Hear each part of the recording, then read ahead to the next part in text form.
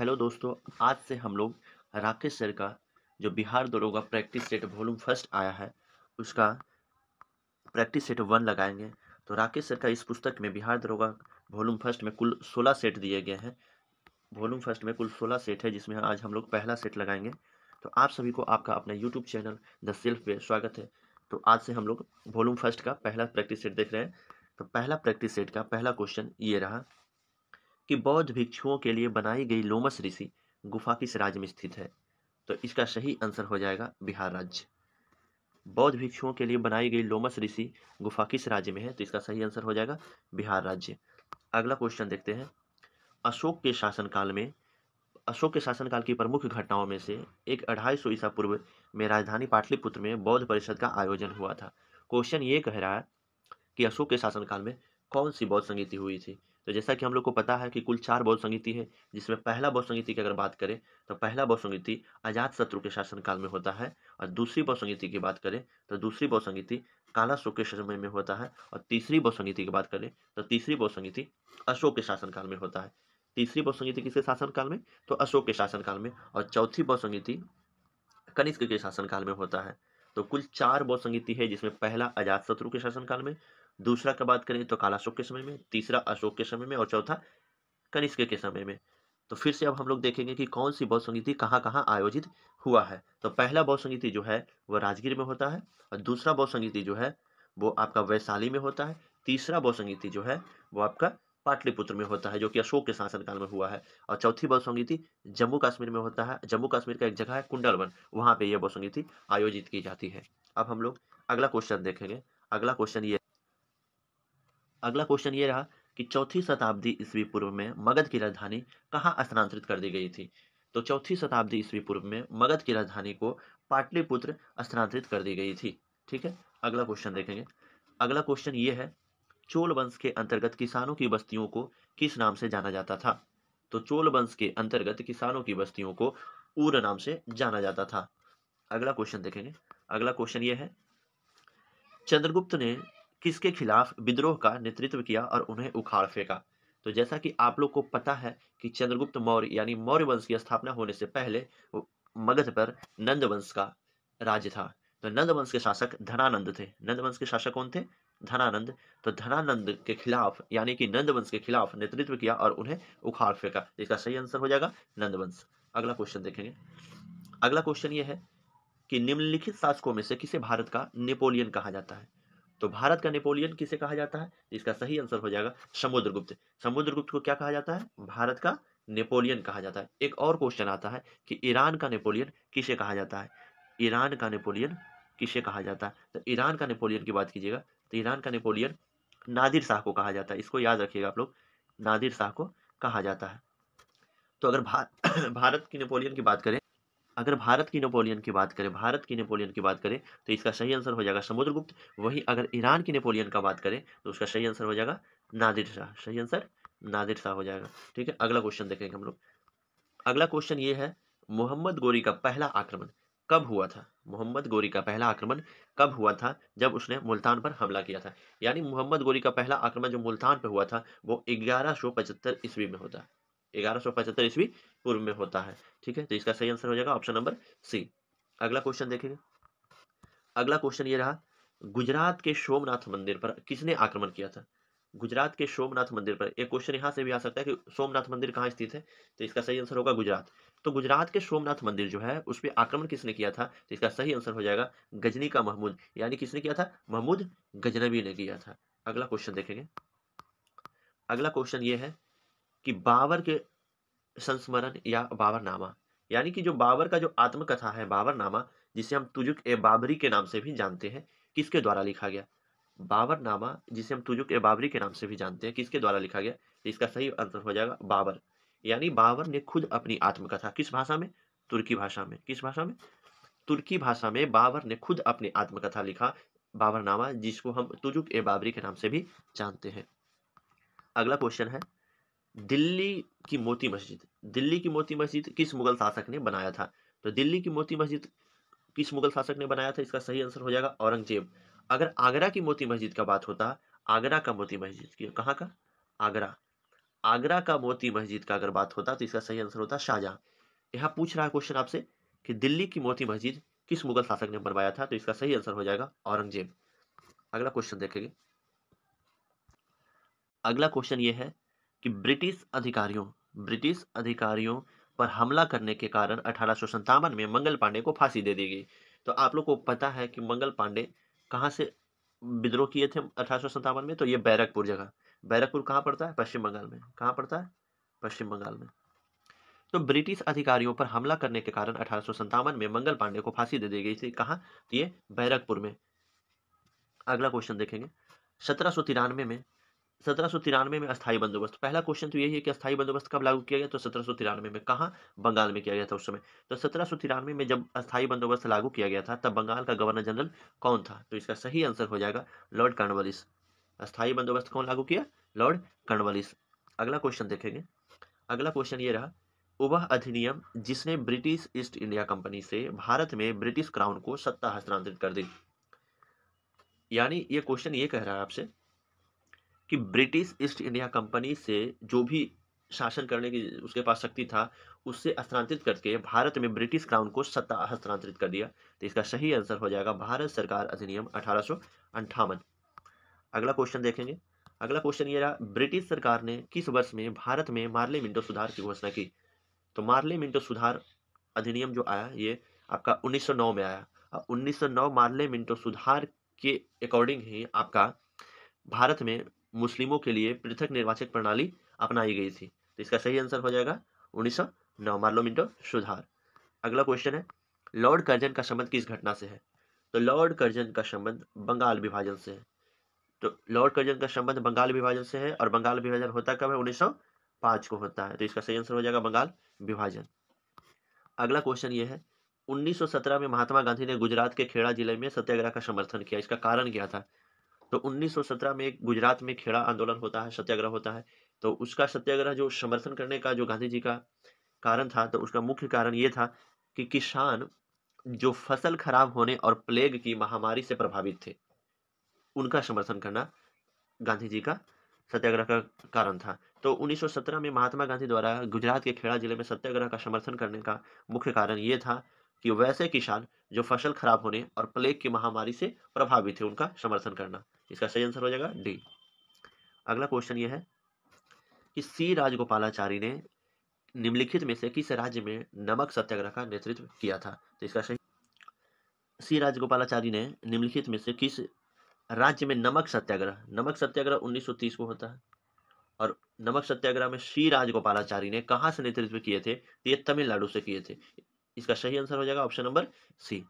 अगला क्वेश्चन देखते हैं, मित्र मेला एक क्रांतिकारी संगठन था। मित्र मेला एक कैसा संगठन था? क्रांतिकारी संगठन था, जिसकी स्थापना किसके द्वारा किया गया? वीडी सावरकर, जिसको वीर सावरकर के नाम से जानते हैं। तो मित्र मेला एक क्रांतिकारी संगठन था जिसकी स्थापना वीर सावरकर के द्वारा कब किया जाता है? तो 1899 को किया जाता है। इसका सही आंसर हो जाएगा option number C, option number A, 1899। अगला क्वेश्चन देखेंगे। अगला क्वेश्चन ये रहा। अगला क्वेश्चन ये है कि निम्नलिखित में से कौन काकोरी कांड, जो काकोरी ट्रेन डकैती हुआ है जिसको हम काकोरी कांड कहते हैं, उसका आरोपी नहीं था। तो इसका आंसर, सही आंसर जो होगा भगत सिंह। काकोरी ट्रेन डकैती जो 1925 में होता है उसमें राजेंद्र नाथ लाहिड़ी, राम प्रसाद बिस्मिल और रोशन सिंह शामिल थे। तो पूछ रहा कौन शामिल नहीं थे, तो इसका सही आंसर हो जाएगा ऑप्शन नंबर ए, यानी कि भगत सिंह इसमें शामिल नहीं थे। अगला क्वेश्चन देखेंगे। अगला क्वेश्चन ये है, अखिल भारतीय किसान कांग्रेस के प्रथम महासचिव कौन थे। अखिल भारतीय किसान कांग्रेस के प्रथम महासचिव कौन थे, तो इसका सही आंसर जो है, इसका सही आंसर हो जाएगा ऑप्शन नंबर डी, एनजी रंगा। अखिल भारतीय किसान कांग्रेस के प्रथम महासचिव कौन थे? एनजी रंगा। और ये कहाँ के थे? ये आंध्र प्रदेश के एक स्वतंत्रता सेनानी थे। अगला क्वेश्चन देखेंगे। अगला क्वेश्चन ये रहा, संविधान सभा ने भारत के संविधान को कब स्वीकार किया। संविधान सभा ने भारत के संविधान को कब स्वीकार किया, तो इसका सही आंसर हो जाएगा 26 नवंबर 1949 को। जबकि हमारा जो संविधान है वो कब लागू होता है पूर्णतः? 26 जनवरी 1950 को। अगला क्वेश्चन देखेंगे। अगला क्वेश्चन ये है, किसी राज्य के राज्यपाल के रूप में नियुक्ति के लिए नियुक्ति के लिए भारत के संविधान द्वारा निर्धारित न्यूनतम आयु क्या है। यानी कि राज्यपाल के लिए जो न्यूनतम आयु है वो कितना साल रखा गया है। तो इसका सही आंसर हो जाएगा 35 वर्ष, ऑप्शन नंबर ए। राज्यपाल की बात करें, राष्ट्रपति की बात करें या उपराष्ट्रपति की बात करें, इन सभी के लिए न्यूनतम आयु जो रखा गया है वो 35 वर्ष रखा गया है। वहीं अगर प्रधानमंत्री की बात करें या लोकसभा की बात करें या फिर विधानसभा की बात करें तो उनका न्यूनतम आयु 25 साल रखा गया है। अगला क्वेश्चन देखेंगे। अगला क्वेश्चन ये है, भारतीय संविधान में न्यायिक पुनरावलोकन की शक्ति और न्यायपालिका की स्वतंत्रता का प्रावधान किस देश से लिया गया है? तो न्यायिक पुनरावलोकन और न्यायपालिका की स्वतंत्रता जो है हमारा अमेरिका से लिया गया है, यूएसए से। यहाँ पे और देखेंगे 2-4 ऑप्शन दिया हुआ। तो जापान से विधि द्वारा स्थापित प्रक्रिया लिया गया है, जर्मनी से आपातकाल लिया गया है और अमेरिका से क्या लिया गया है? न्यायिक पुनरावलोकन और न्यायपालिका की स्वतंत्रता, साथ ही साथ मौलिक अधिकार भी अमेरिका से लिया गया है। अगला क्वेश्चन देखेंगे। निम्नलिखित में से किस वर्ष में भारतीय राष्ट्रीय कांग्रेस ने संविधान सभा की मांग की? तो इसका सही आंसर हो जाएगा ऑप्शन नंबर डी, 1934। 1934 में भारत में कम्युनिस्ट आंदोलन के जो नेता थे एम.एन. राय, उनका नाम था एम.एन. राय। एम.एन. राय द्वारा संविधान सभा के लिए 1934 में पहली बार मांग रखी गई थी। इसका सही आंसर हो जाएगा 1934, ऑप्शन नंबर डी, इसको बना लीजिए। ठीक है। अगला क्वेश्चन, भारतीय संविधान का कौन सा अनुच्छेद समान नागरिक संहिता से संबंधित है? तो भारतीय संविधान का अनुच्छेद 44 जो है आपका समान नागरिक संहिता से संबंधित है और भारत का एकमात्र राज्य गोवा है जो कि समान नागरिक संहिता वहां लागू है। तो इसका सही आंसर हो जाएगा समान नागरिक संहिता कहां किससे संबंधित है? तो अनुच्छेद 44 से। अगला क्वेश्चन है, भारत में भारतीय संविधान का निम्न में से कौन सा अनुच्छेद एक नए राज्य के गठन की व्यवस्था करता है? एक नए राज्य की गठन का व्यवस्था करता है अनुच्छेद 3 के तहत, अनुच्छेद 3 के तहत। इसका सही आंसर हो जाएगा ऑप्शन नंबर बी।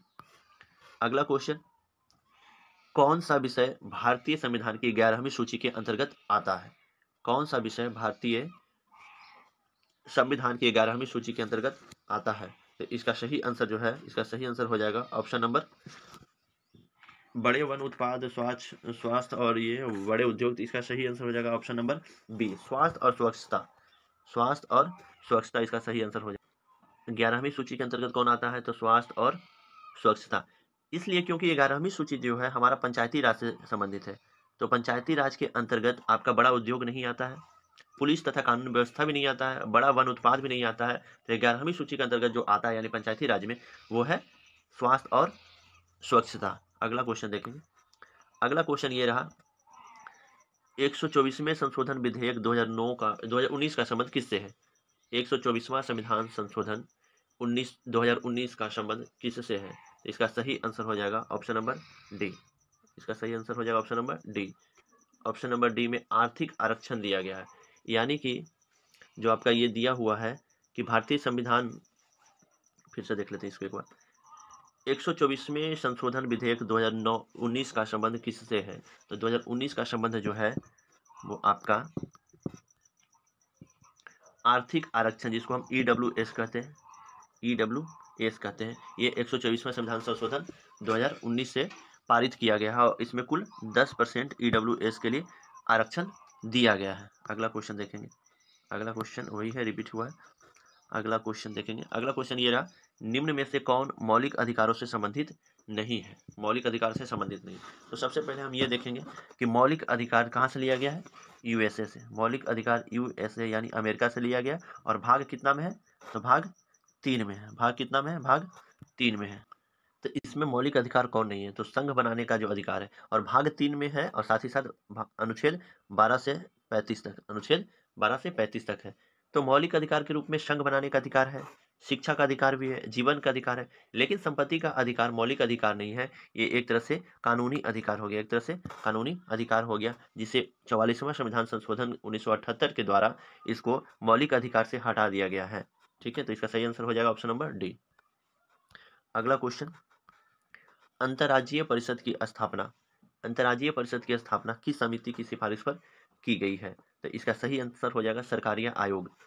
सरकारिया आयोग की सिफारिश पर अंतर्राज्यीय परिषद की स्थापना की गई है। अंतर्राज्यीय परिषद की स्थापना की अगर हम बात करें तो 1990 में। अंतर्राष्ट्रीय परिषद की स्थापना 1990 में होती है और किसकी सिफारिश पे? तो सरकारिया आयोग की सिफारिश पे। तो इसका सही आंसर हो जाएगा ऑप्शन नंबर ए।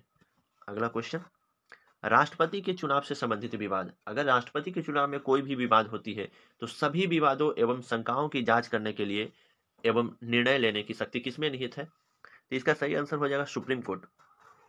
अगर राष्ट्रपति के चुनाव या उपराष्ट्रपति के चुनाव संबंधित कोई भी विवाद होता है तो इसका फैसला और निर्णय कौन लेगा? Supreme court. तो इसका आंसर सही आंसर हो जाएगा सुप्रीम कोर्ट। अगला क्वेश्चन, अध्यादेश की घोषणा करने की शक्ति किसके पास होती है? अध्यादेश की घोषणा करने की शक्ति किसके पास होती है? तो राष्ट्रपति के पास। अनुच्छेद 123 के तहत, याद रखिएगा, अनुच्छेद 123 के तहत राष्ट्रपति को अध्यादेश जारी करने की शक्ति प्राप्त है। अगला क्वेश्चन, निम्नलिखित में से कौन कभी भारत के उपराष्ट्रपति नहीं बने हैं? तो इसका सही आंसर हो जाएगा ऑप्शन नंबर ए, गुलजारी लाल नंदा। और इनको छोड़कर तीनों, बीबी गिरी, बीडी जत्ती और जाकिर हुसैन, तीनों उपराष्ट्रपति बने हैं। तो इसका सही आंसर हो जाएगा ऑप्शन नंबर ए। अगला क्वेश्चन, पंचायत गठित करने का चुनाव उसके विघटन की तिथि से खाली स्थान की अवधि समाप्त होने से पहले पूरा हो जानी चाहिए। इसका सही आंसर हो जाएगा 6 माह। यानी कि पंचायत गठित करने का चुनाव जब पंचायत विघटन होने वाला है उसके 6 माह पहले ही अवधि समाप्त होने से पहले ही हम इसको चुनाव को पूरा करवा लेने। अगला क्वेश्चन है, निम्नलिखित में से किस केंद्र शासित प्रदेश को अंशतः राज्य का दर्जा प्रदान किया गया है? किस केंद्र शासित प्रदेश को अंशतः राज्य का दर्जा प्रदान किया गया है? तो इसका सही आंसर हो जाएगा पांडिचेरी, ऑप्शन नंबर ए। अगला क्वेश्चन, निम्न में से कौन सबसे बड़ा नक्षत्र है? निम्न में से कौन सबसे बड़ा नक्षत्र है? तो इसका सही आंसर हो जाएगा ऑप्शन नंबर ए, हाइड्रा। हाइड्रा जो है सबसे बड़ा नक्षत्र है। अगला क्वेश्चन, कौन सा ग्रह सल्फ्यूरिक अम्ल की सफेद और पीले बादलों की मोटी परत से बना हुआ है? तो इसका सही आंसर हो जाएगा शुक्र। शुक्र ग्रह जो है सल्फ्यूरिक अम्ल की सफेद और पीले बादलों की मोटी परत से बना हुआ है, सबसे चमकीला ग्रह। अब सुबह का तारा, ये सारा कुछ जो है शुक्र ग्रह को कहा जाता है। अगला क्वेश्चन, उत्तरी गोलार्ध में ग्रीष्मकालीन अयनांत किस दिन होता है? तो इसका सही आंसर हो जाएगा 21 जून। और 21 जून को ही उत्तरी गोलार्ध में सबसे बड़ा दिन होता है, जबकि सबसे छोटा दिन 22 दिसंबर को होता है। ठीक है। अगला क्वेश्चन, कर्क रेखा निम्नलिखित में से किस राज्य से होकर नहीं गुजरती है? कर्क रेखा, तो हम लोग को पता है कि कर्क रेखा भारत के कुल कितने 8 राज्यों से होकर गुजरती है। भारत के कुल कितने 8 राज्यों से होकर गुजरती है। पहला गुजरात, दूसरा राजस्थान, तीसरा मध्य प्रदेश, चौथा छत्तीसगढ़, पांचवा झारखंड, छठा पश्चिम बंगाल और सातवां त्रिपुरा और आठवां मिजोरम। तो कर्क रेखा भारत के कुल 8 राज्यों से होकर गुजरती है। गुजरात, राजस्थान, मध्य प्रदेश, छत्तीसगढ़, झारखंड, पश्चिम बंगाल, त्रिपुरा और मिजोरम। ये ऑप्शन के अनुसार जो है सही हो जाएगा। तो इसमें कौन सा सही होगा? इसमें ऑप्शन नहीं दिया हुआ है, तो 8 राज्यों के छोड़कर जो होगा वो आपका सही आंसर हो जाएगा। अगला क्वेश्चन ये है, निम्नलिखित में से कौन सा जल निकाय पाक जलडमरू मध्य के सर्वाधिक समीप है? यानी कि जो पाक जलडमरू मध्य है उसके सबसे निकट का जल निकाय कौन सा है? तो इसका सही आंसर हो जाएगा मन्नार की खाड़ी। मन्नार की खाड़ी जो है पाक जलडमरू मध्य के सबसे नजदीक है। इसका सही आंसर ऑप्शन नंबर सी हो जाएगा। अगला क्वेश्चन है कि पाकिस्तान की सबसे लंबी नदी जो मानसरोवर झील से निकलती है कौन सी है? पाकिस्तान की सबसे लंबी नदी जो मानसरोवर झील से निकलती है कौन सी है? तो इसका सही आंसर हो जाएगा ऑप्शन नंबर ए, सिंधु नदी। सिंधु नदी का उद्गम स्थल मानसरोवर झील है और यह पाकिस्तान की सबसे लंबी नदी है। अगला क्वेश्चन, मूसी तथा भीमा, भीम या भीमा इसको पढ़ते, मूसी तथा भीमा किसकी सहायक नदियां हैं? मूसी तथा भीमा किसकी सहायक नदियां हैं? तो ये कृष्णा की सहायक नदियां। कृष्णा की सहायक नदियां में मूसी, भीमा, तुंगभद्रा ये सब मुख्य सहायक नदियां हैं। तो इसका सही आंसर हो जाएगा ऑप्शन नंबर बी। अगला क्वेश्चन, निम्नलिखित में से कौन भारत का तैरता हुआ राष्ट्रीय उद्यान है? भारत का तैरता हुआ राष्ट्रीय उद्यान केबुल लामजाओ है। भारत का एकमात्र तैरता हुआ राष्ट्रीय उद्यान केबुल लामजाओ है, जो कहाँ स्थित है? वो आपका मणिपुर में है, मणिपुर में। तो भारत का तैरता हुआ राष्ट्रीय उद्यान कहाँ है? मणिपुर, केबुल लामजाओ। अगला क्वेश्चन, कौन सा जलप्रपात शारावती नदी के द्वारा बनाया गया है?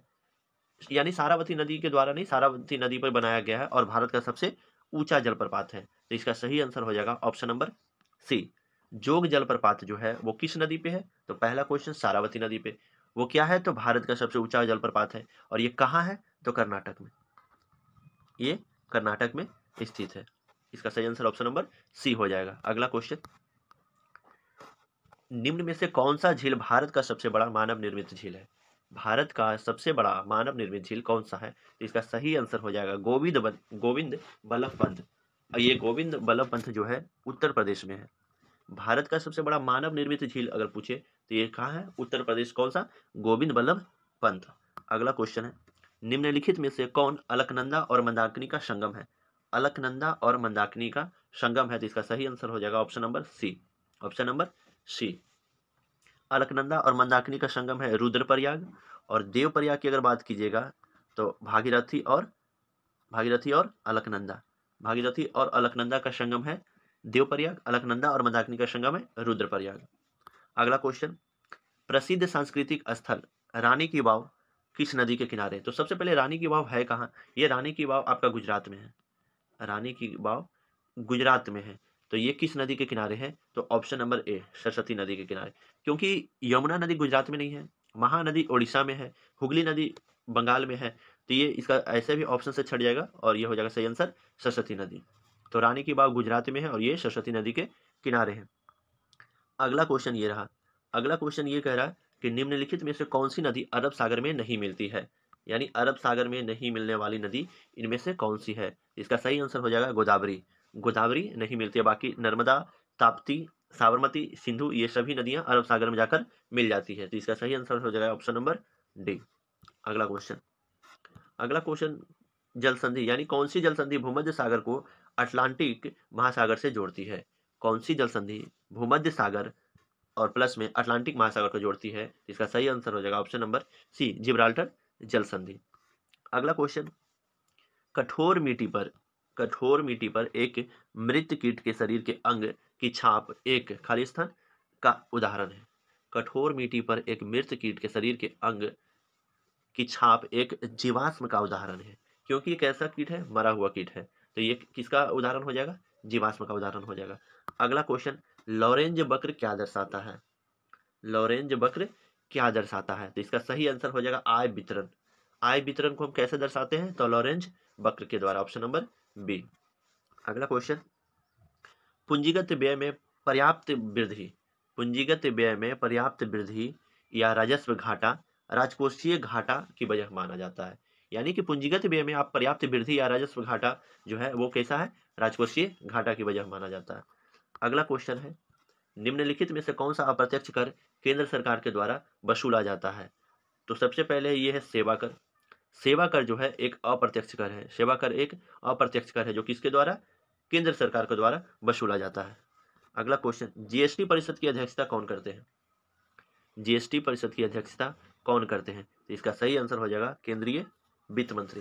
केंद्रीय वित्त मंत्री जो है जीएसटी परिषद की अध्यक्षता करते हैं। अगला क्वेश्चन देखेंगे। अगला क्वेश्चन ये है टिंडल प्रभाव किस कारण से होता है? टिंडल प्रभाव किस कारण से होता है? तो ये प्रकाश का प्रकीर्णन के कारण से होता है। टिंडल प्रभाव जो है प्रकाश के प्रकीर्णन के कारण होता है। और तो इसका सही आंसर हो जाएगा ऑप्शन नंबर ए। और अपवर्तन की बात करें तो तारे का टिमटिमाना अपवर्तन के कारण होता है। और टिंडल प्रभाव किसके कारण? प्रकाश के प्रकीर्णन के कारण होता है। अगला क्वेश्चन ये रहा, फलिम्नोलॉजी में किसका अध्ययन किया जाता है? इसका सीधा सीधा आंसर है आकाशीय बिजली। आकाशीय बिजली का अध्ययन जो है हम फिल्मोलॉजी में करते हैं, तो इसका सही आंसर ऑप्शन नंबर बी। अगला क्वेश्चन ये है, किस घटना के कारण साफ आकाश का रंग नीला होता है? यानी आकाश का रंग नीला होता है, क्या कारण है? तो इसका सही आंसर हो जाएगा ऑप्शन नंबर सी, प्रकाश का प्रकीर्णन के कारण। यानी प्रकाश के प्रकीर्णन के कारण आपका आकाश का रंग नीला दिखाई देता है। साथ ही साथ प्रकाश के प्रकीर्णन ही टिंडल प्रभाव, अभी जो पढ़े टिंडल प्रभाव किस पे आधारित है? प्रकाश के प्रकीर्णन के आधार पे। तो इसका सही answer option number B, option number C हो जाएगा। अगला देखेंगे, तो अगला यह है कि कौन सा समीकरण भौतिकी में दाब को दर्शाता है? तो हम सीधी सीधी ये देखेंगे इसमें कि दाब को दर्शाने वाला ये ऑप्शन इसमें कौन है? तो दाब बराबर क्या होता है? तो दाब बराबर जो होता है वो होता है बल बटा क्षेत्रफल। तो इसमें कौन सा आंसर? ये ऑप्शन नंबर बी, यानी दाब बराबर क्या होता है? बल बटा क्षेत्रफल होता है, ऑप्शन नंबर बी। अगला क्वेश्चन ये है, धातुओं के माध्यम से विद्युत चालकता को इलेक्ट्रॉनिक चालकता कहा जाता है। और यह ऑप्शन देखेंगे, धातुओं के माध्यम में विद्युत चालकता को इलेक्ट्रॉनिक चालकता कहा जाता है और यह तापमान में वृद्धि के साथ घटता है। यानी कि अगर हम धातु में उसका टेम्परेचर बढ़ाएंगे तो उसका जो चालकता है वो टेम्परेचर बढ़ने के साथ साथ घटेगा। लेकिन अगर हम अर्धचालक की बात करें, तो अर्धचालक में तापमान वृद्धि करने पर क्या होगा, उसका जो चालकता है वो भी बढ़ेगा। लेकिन यहाँ पे पूछा क्वेश्चन ये कि धातुओं के माध्यम में हम विद्युत चालकता को अगर हम गर्म करते हैं यानी तापमान बढ़ाते हैं तो उसमें क्या होगा, विद्युत चालकता घट जाएगा। ऑप्शन नंबर ए हो जाएगा। अगला क्वेश्चन ये रहा, प्रकाश के वर्ण कर्म की व्याख्या सबसे पहले किसने किया? प्रकाश के वर्ण कर्म की व्याख्या सबसे पहले किसने किया? तो इसका सही आंसर हो जाएगा आइजैक न्यूटन। यानी इसमें जो आपका बनाया था, जो 7 रंग है, प्रकाश में कुल 7 रंग है, तो इसकी व्याख्या जो सबसे पहले किया था वो आइजैक न्यूटन के द्वारा किया गया था। ऑप्शन नंबर बी हो जाएगा। अगला क्वेश्चन ये है, पोटेशियम परमैंगनेट के एक अणु में कितने ऑक्सीजन परमाणु होते हैं? पोटेशियम परमैंगनेट के एक अणु में कितने परमाणु मौजूद होते हैं? तो पोटेशियम परमैंगनेट जो है इसका सूत्र होता है KMnO4। तो इसमें कुल कितने परमाणु है? इसमें ऑक्सीजन के कुल कितने परमाणु है? तो ऑक्सीजन के इसमें कितना परमाणु है? 4 परमाणु मौजूद है। Option number B. अगला क्वेश्चन है, डोलोमाइट किसका अयस्क है? डोलोमाइट किसका अयस्क है? तो इसका सही आंसर हो जाएगा ऑप्शन नंबर ए, मैग्नीशियम का अयस्क कौन सा है? डोलोमाइट। अगला क्वेश्चन, डोलोमाइट ये तो हो गया। निम्न में से किस तत्व में सबसे कम विद्युत ऋणात्मकता होती है? किसमें सबसे कम विद्युत ऋणात्मकता होती है? तो इसका सही आंसर है फ्रांसियम। इसको याद ऐसे ही रखिएगा कि सबसे कम विद्युत ऋणात्मकता किसमें होती है? तो फ्रांसियम में होती है। अगला क्वेश्चन है, ग्राफीन ग्राफीन क्या है? तो इसका सही आंसर हो जाएगा कार्बन का अपरूप। ग्राफीन क्या है? कार्बन का अपरूप। ग्राफीन यानी कि जो हीरा और ग्रेफाइट है वो क्या है? कार्बन का अपरूप है। तो इसका सही आंसर ऑप्शन नंबर सी हो जाएगा। अगला क्वेश्चन, कोयले का जलना एक अभिक्रिया है। कोयले का जलना एक कैसी अभिक्रिया है? तो आप लोग को पता है कि कोयले का जलना एक संयोजन अभिक्रिया है। इसमें ऑप्शन शायद नहीं दिया हुआ है, हाँ दिया हुआ है। कोयले का जलना एक कैसी अभिक्रिया है? तो कोयले का जलना एक संयोजन अभिक्रिया है। ऑप्शन नंबर सी हो जाएगा इसका सही आंसर। अगला क्वेश्चन, निम्नलिखित में से कौन सा जीव शरीर के बाहर की खाद्य सामग्री को तोड़ता है और फिर उसे अवशोषित करता है? कौन सा जीव जो है शरीर के बाहर की खाद्य सामग्री को तोड़ता है और फिर उसे अवशोषित करता है? तो इसका सही आंसर हो जाएगा ऑप्शन नंबर सी, खमीर या ईस्ट। इसको हम ईस्ट भी कहते हैं। तो ईस्ट जो है शरीर के बाहर की खाद्य सामग्री को तोड़ता है और फिर उसे अवशोषित करता है। इसका सही आंसर ऑप्शन नंबर सी हो जाएगा। अगला क्वेश्चन, प्रकाश संश्लेषण की प्रक्रिया में निम्नलिखित में से कौन सी गैस निकलती है? तो आप लोग को पता है कि प्रकाश संश्लेषण की अभिक्रिया में पौधे द्वारा ऑक्सीजन को ग्रहण किया जाता है, ऑक्सीजन नहीं, CO2 कार्बन डाइऑक्साइड को ग्रहण किया जाता है और कौन गैस को रिलीज किया जाता है यानी छोड़ा जाता है? तो इसका सही आंसर हो जाएगा option number C, oxygen gas को। यानी पेड़ पौधा CO2 के रूप में, प्रकाश संश्लेषण के रूप में CO2 गैस अवशोषित करते हैं और ऑक्सीजन को छोड़ते हैं। ऑप्शन नंबर सी हो जाएगा। अगला क्वेश्चन, कौन सा रोग विषाणु के कारण होता है? तो विषाणु के कारण होने वाला रोग रुबेला है। और मलेरिया की बात करें तो मलेरिया प्रोटोजोआ के कारण होता है। किसके कारण? प्रोटोजोआ। और एक मच्छर है मादा एनोफिलीज नामक मच्छर का प्रोटोजोआ से मलेरिया रोग होता है। अब मलेरिया की खोज सबसे पहले रोनाल्ड रॉस ने किया था। ठीक है, अगला क्वेश्चन ये है, एक मिनट। हाँ, अगला क्वेश्चन ये है, निम्नलिखित में से किसकी कमी के कारण पेलाग्रा रोग होता है? पेलाग्रा रोग किसकी कमी के कारण होता है? तो इसमें देखेंगे राइबोफ्लोविन, नियासिन, विटामिन B2 किसके कारण होता है? तो पेलाग्रा रोग जो है नियासिन, जिसको हम विटामिन B3 भी कहते हैं, तो विटामिन B3 यानी नियासिन की कमी के कारण कौन सा रोग हो जाता है? पेलाग्रा रोग। अगला क्वेश्चन देखेंगे। अगला क्वेश्चन है, निम्नलिखित में से कौन सा महिलाओं में प्राथमिक यौन अंग है? निम्नलिखित में से महिलाओं में प्राथमिक यौन अंग कौन सा है? तो इसका सही आंसर हो जाएगा ऑप्शन नंबर बी, अंडाशय। अंडाशय जो है महिलाओं में प्राथमिक यौन अंग है। अगला क्वेश्चन, पुष्प का कौन सा भाग स्त्री केसर के शीर्ष पर चिपचिपी सतह है और यह पराग को फंसाकर रखता है? पुष्प का कौन सा भाग जो है स्त्री केसर के शीर्ष पर चिपचिपी रहती है और यह परागकण को फंसाकर रखता है? तो इसका सही आंसर हो जाएगा ऑप्शन नंबर बी, वर्तिकाग्र। वर्तिकाग्र जो है स्त्री केसर के शीर्ष भाग पर पाया जाता है और यह पराग को फंसाकर रखता है। अगला क्वेश्चन, कोशिका का केंद्रक एक जेली जैसी पदार्थ से घिरा होता है। जिसे हम क्या कहते हैं, तो जिसे हम साइटोप्लाज्म कहेंगे, जिसे हम साइटोप्लाज्म कहेंगे। ऑप्शन नंबर ए। अगला क्वेश्चन, निम्न में से कौन सी गैस ऑक्सीजन ले जाने की क्षमता को कम कर देती है? कौन सी गैस ऑक्सीजन ले जाने की क्षमता को कम कर देती है? तो इसका सही आंसर हो जाएगा option number C, carbon monoxide. Carbon monoxide गाड़ियों की धुआं से निकलने वाली एक जहरीली गैस है, और यह गैस जो है ऑक्सीजन ले जाने की क्षमता को क्या करती है, कम कर देती है। Option number C, carbon monoxide gas. ठीक है।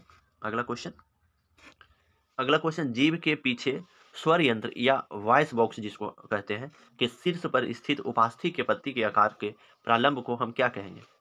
जीव के पीछे एक स्वर यंत्र होता है जिसको हम वॉइस बॉक्स कहते हैं, उसके शीर्ष पर स्थित उपास्थि के पत्ती के आकार के प्रारंभ को हम क्या कहेंगे? इसका सही आंसर हो जाएगा एपीग्लॉटिस। एपीग्लॉटिस किसको कहेंगे? तो वॉइस बॉक्स के शीर्ष पर जो उपास्थि उसको हम क्या कहेंगे? एपीग्लॉटिस। Option number D. अगला क्वेश्चन, मटकी किस राज्य की प्रसिद्ध नृत्य है? मटकी किस राज्य की प्रसिद्ध लोक नृत्य है? तो इसका सही आंसर हो जाएगा ऑप्शन नंबर ए, मध्य प्रदेश। मटकी तो मध्य प्रदेश। ठीक है, ऑप्शन नंबर ए। अगला, जैमिंग शब्द किससे संबंधित है? तो जैमिंग शब्द जो है लॉन टेनिस से संबंधित है। जैमिंग शब्द लॉन टेनिस से संबंधित है। अगला question, the origin of species पुस्तक का लेखक कौन है? तो इसका सही आंसर हो जाएगा ऑप्शन नंबर ए, चार्ल्स डार्विन। ऑप्शन नंबर ए। अगला क्वेश्चन, रुक्मिणी देवी अरुंडेल किस नृत्य शैली से संबंधित है? रुक्मिणी देवी अरुंडेल किस नृत्य शैली से संबंधित है? तो इसका सही आंसर हो जाएगा ऑप्शन नंबर बी, भरतनाट्यम से संबंधित है। अगला क्वेश्चन, भारत में हर साल निम्नलिखित में से किस तारीख को सुशासन दिवस मनाया जाता है? तो सुशासन दिवस जो है वो 25 दिसंबर को मनाया जाता है। सुशासन दिवस कब मनाया जाता है?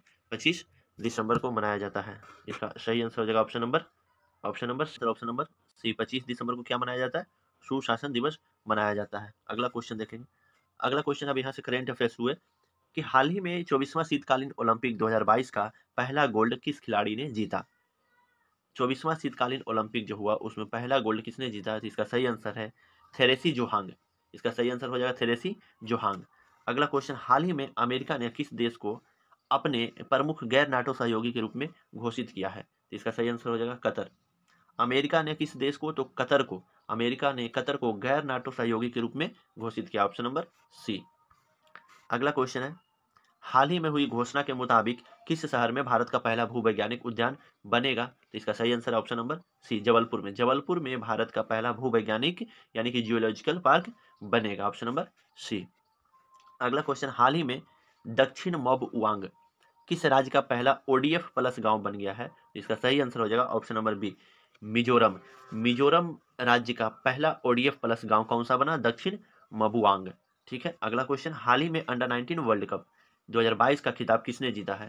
तो अंडर 19 2022 जो अंडर 19 वर्ल्ड कप जो 2022 है उसका खिताब ऑप्शन नंबर डी, भारत ने जीता। किसने जीता? भारत ने जीता है। अगला क्वेश्चन है, WHO की घोषणा के अनुसार कितनी अफ्रीकी देशों को mRNA तकनीक दी जाएगी? mRNA तकनीक कितनी अफ्रीकी देशों को दी जाएगी? तो इसका सही आंसर ऑप्शन नंबर बी, 6 देशों को दी जाएगी।